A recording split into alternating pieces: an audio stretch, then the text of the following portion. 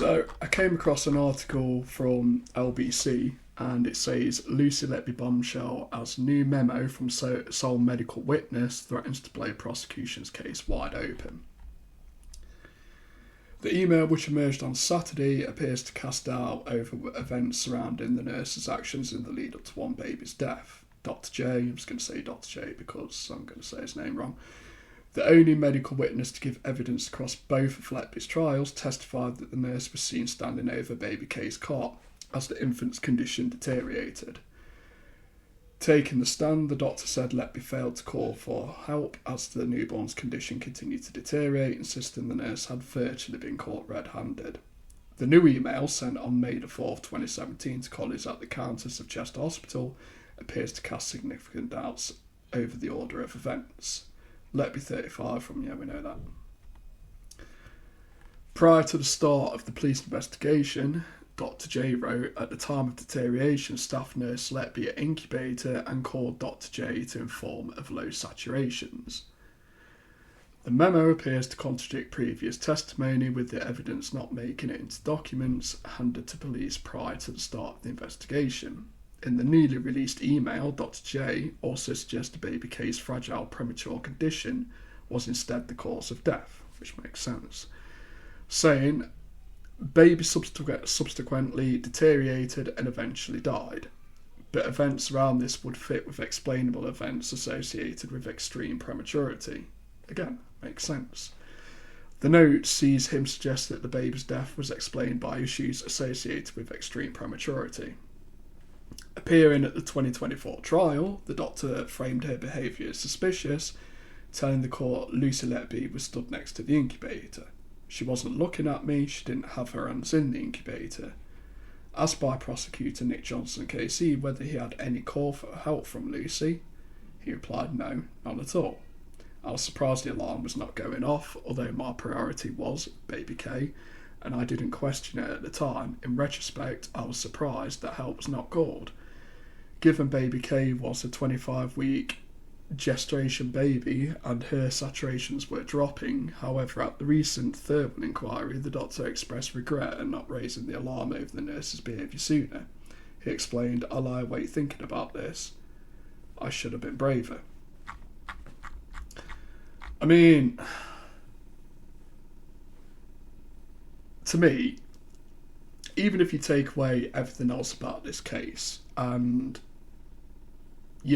nothing else had happened, if you walked in and saw a nurse just standing over a cot, not doing anything, when a baby or anyone is like in some sort of medical crisis and you just stood there not doing anything, surely you would raise the alarm that you have potentially got a nurse that's incompetent. If this actually happened, why did he not go to his superiors and basically say, like, look, someone was in a medical crisis, I've got a nurse that froze and, didn't do anything, that's going to put patients at risk.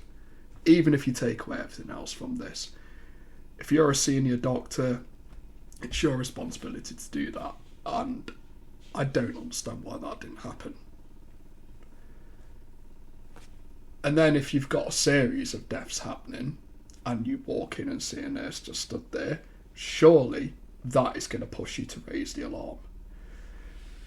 To me, that just suggests that he's also incompetent. If this was the chain of events, then he is also incompetent in his job, because he is allowing somebody who clearly can't handle stress and, a situation like that, which would be a very stressful situation.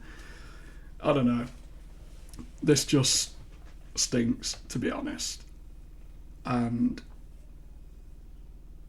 there should be serious questions asked why he did not raise the alarm.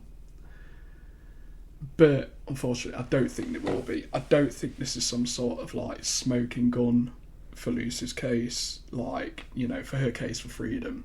Unfortunately, I think he'll just get away with just saying, I didn't think anything of it at the time. You know, my priority was the baby, etc. But I don't know. I just don't see this as being as significant as it should be. And even if there's not like questions asked in a criminal sort of case, I think whatever hospital, if he's still like working at the Countess of Chester Hospital, there needs to be serious questions asked about his competency and why he didn't raise the alarm.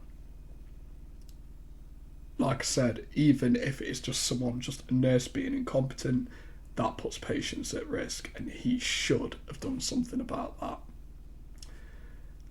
But as per, I think he will get away with it, unfortunately. But let me know in the comments what you think. Do you think this is going to be some sort of smoking gun? What do you think should happen? Let me know. Cheers.